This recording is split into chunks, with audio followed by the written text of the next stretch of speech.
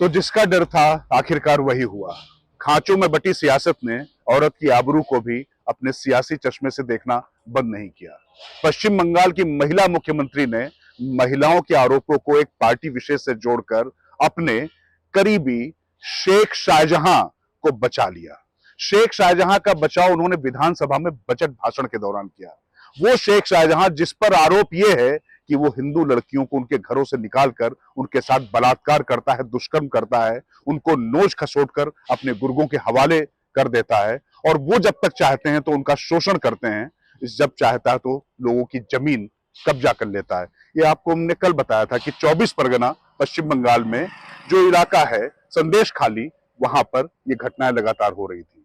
महिला आयोग की टीम जब वहां पर जाती है तो महिला आयोग की टीम को भी ठीक से जांच नहीं करने दी जाती है, और महिला आयोग इस बात पर चिंता जताता है। और कोलकाता पुलिस, पश्चिम बंगाल पुलिस लगातार जो मीडिया के लोग रिपोर्ट दिखा रहे हैं उनको ट्वीट करके धमकाते हैं कि उनके खिलाफ कार्रवाई की जाएगी क्योंकि आप सही नहीं दिखा रहे हैं। यहां तक कि एनसीडब्ल्यू यानी महिला आयोग की रिपोर्ट को भी वो कहते हैं कि आप लोग तोड़ मरोड़ कर पेश कर रहे हैं। महिला आयोग ट्वीट करके उसका खंडन करता है और वो पुलिस की जो करतूत है उसका पर्दाफाश करता है और बताता है कि कैसे रिपोर्ट नहीं करने दी जा रही है। यहां तक कि जो शोषित जो महिलाएं हैं उनको पुलिस सामने नहीं आने दे रही, उन पर बयान बदलने का दबाव बनाया जा रहा है। इसीलिए हमने कल आपसे कहा था कि पता नहीं कि पश्चिम बंगाल की महिला मुख्यमंत्री का दिल पसीजेगा या वोट बैंक की पॉलिटिक्स में जो उनके अजीज शेख शाहजहां जैसा गुंडा, उसका बचाव वो विधानसभा में करेंगे। ममता ने क्या कहा विधानसभा में, ये जरूर सुनना चाहिए।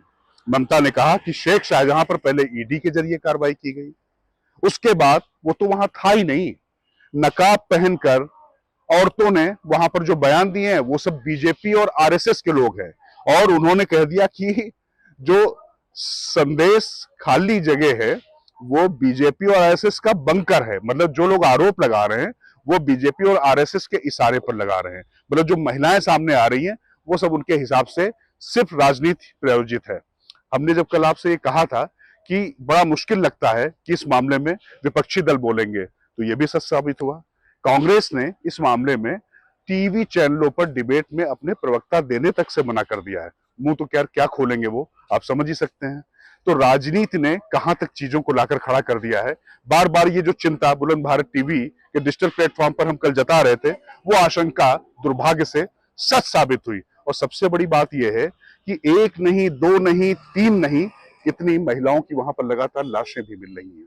और जिस समय ये मामला तूल पकड़े हुए है, ठीक है, स्मृति ईरानी भारतीय जनता पार्टी की नेत्री हो सकती है, मंत्री हो सकती है, उन्होंने प्रेस कॉन्फ्रेंस की हो, लेकिन क्या इतना जो गंभीर और संगीन मामला है और जिस तरीके से महिलाएं सामने आ रही हैं, उसके बाद भी ममता बनर्जी को लगता है कि वो सब पूरी तरीके से विधानसभा में खड़ी होंगी और सब धुल जाएगा।